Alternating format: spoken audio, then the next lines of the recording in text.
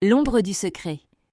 Tout a commencé il y a 2 ans, lors d'une soirée à Paris. À l'époque, j'étais célibataire, insouciante, profitant de la vie sans attache.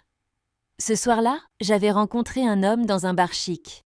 Il était élégant, charismatique, avec ce regard perçant qui vous fait oublier tout le reste. Il m'avait dit s'appeler Marc. Nous avions passé la nuit ensemble, puis chacun avait repris son chemin au petit matin, sans échange de numéros, sans promesse, juste une parenthèse. Ou du moins, c'est ce que je croyais. 2 ans plus tard, je suis tombée follement amoureuse d'Alexis. Il est doux, attentionné, tout ce que j'ai toujours cherché chez un homme. Nous avons rapidement emménagé ensemble, et il m'a présenté sa famille.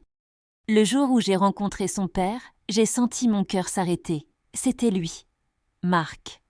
Nos regards se sont croisés, et j'ai vu dans ses yeux qu'il m'avait reconnue aussi. Mais il n'a rien dit. Moi non plus. Depuis ce jour, je vis avec ce poids. Chaque repas de famille est une torture silencieuse. Je vois son père me dévorer du regard, comme s'il menaçait à chaque instant de révéler notre secret. Parfois, il m'effleure discrètement en passant, et je sens mon cœur s'emballer de peur qu'Alexis remarque quelque chose. Je suis déchirée entre 2 choix. Si j'avoue tout à Alexis, je sais que je vais le perdre. Comment pourrait-il pardonner une chose pareille, même si je ne savais pas qui était son père à l'époque ? Mais si je garde ce secret, je risque de vivre toute ma vie avec cette épée de Damoclès au-dessus de ma tête. Parfois, je me dis que le silence est la meilleure solution. Après tout, ce qui s'est passé appartient au passé. Mais chaque fois que je croise le regard de Marc, je comprends que certains secrets ne restent jamais enterrés. Une nuit, alors qu'Alexis dormait à côté de moi, mon téléphone a vibré. Un message anonyme. « Je sais ce que tu caches ». Mon cœur s'est figé. Était-ce Marc ? Quelqu'un d'autre ? Je n'en savais rien. Mais une chose était sûre, mon secret n'était plus à l'abri. Alors, que feriez-vous à ma place ? Avouer la vérité ? Ou vivre avec le poids du mensonge pour protéger l'homme que j'aime ? Le message m'a hantée toute la nuit. Je me suis retournée dans le lit sans fermer l'œil, le cœur battant à tout rompre. Qui pouvait savoir ?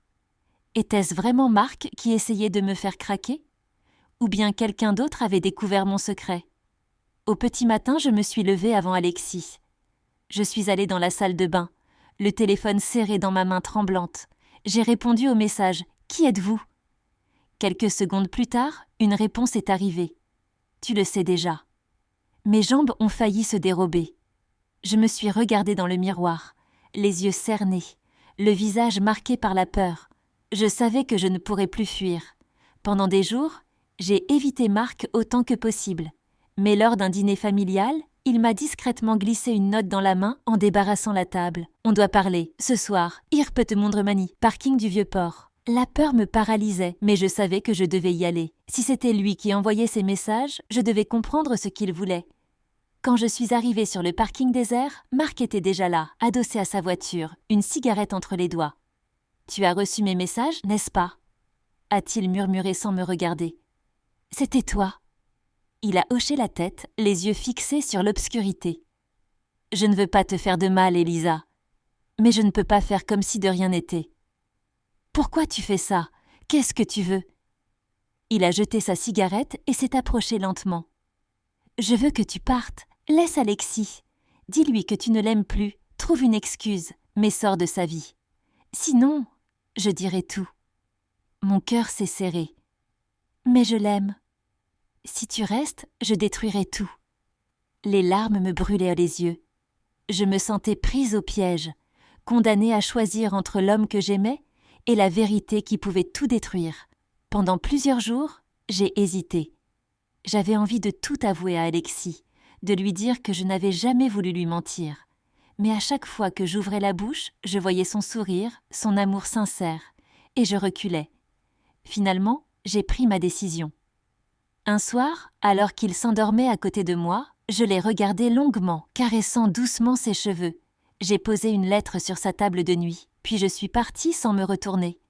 Dans cette lettre, j'avais tout écrit, la nuit avec Marc, le secret, le chantage, et l'amour que je ressentais pour lui malgré tout. Je n'ai jamais su s'il avait lu la lettre, car je n'ai plus jamais eu de nouvelles.